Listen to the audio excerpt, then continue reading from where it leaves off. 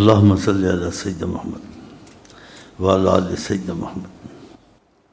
تو ہم یہاں جو بیٹھتے ہیں اللہ کی قسم بات تک نہیں بیٹھتے ہیں، بس آقا جی کی نگاہ کرم پڑ جائے اور ان کی عظمت کے تقاضے محبت کی باتیں کریں، ہمارے دل میں احساس پیدا ہو جائے۔ اس احساس سے کوئی کام سنت کا کریں گے یا دین کا کریں گے اس کو قدر سے کریں گے، لیکن احساس نہیں ہے تو قدر سے نہیں کریں گے۔ یہ نماز پڑھ بھی لی چلو ٹھیک ہے، چھوٹ گئی نہیں، نماز پڑھ لی تو بڑا خوش ہوا، نماز چھوٹی تو بڑی تکلیف اس کو ہوئی، ایسے کہ جیسے کہ قریب المرگ آدمی ہو جاتا، بہت بڑا نقصان ہو گیا۔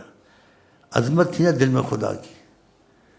جیسے ایک بزرگ کہتے ہیں کہیں مسجد سے نکلے ایک آدمی سامنے آیا، تو سامنے آدمی کا ہوا تو آدمی نے پوچھا نماز ہو گئی؟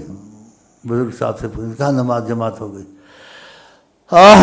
ایسے کیا، اس سے کہا کیوں کی آپ نے؟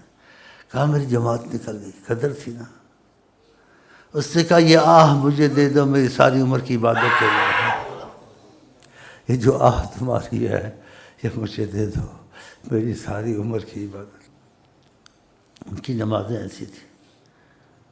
اسے آقا جی کہتے بعض نمازیوں کی نماز رائی کے برابر نہیں ہوتی، پڑھتا پوری نماز ہے لیکن اس کو وہ کام اس سے نہیں چھوٹتے، غلط سارے کرتا رہتا ہے، تو اس کی نماز رائی کے برابر نہیں آتی۔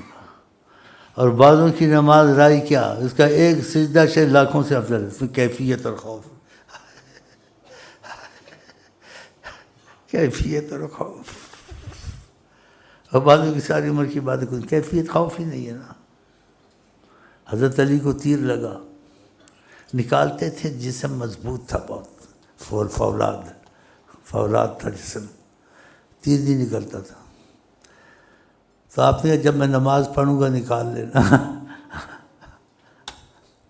جب نماز شروع کی خدا کے خوف سے دل یہ جسم سارا جیسے روئی کی طرح ہو گیا، آرام سے تیر نکال لیا۔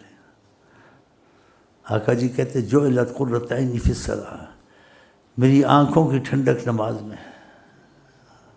کہ جب اذان ہوتی تھی حضرت عائشہ فرماتی ہیں آقا جی اس طرح ہو جاتے تھے جیسے کسی کو جانتے ہی نہیں ہیں، ہم اذان ہوتی ہے باتیں کرتے رہتے ہیں، بس نمازیں جیسے کہ صورتاً نماز اس میں جان نہیں ہے، ایسا نہیں ہونا چاہیے۔ ان چیزوں کی معلومات ہونی چاہیے نہیں ہونی چاہیے؟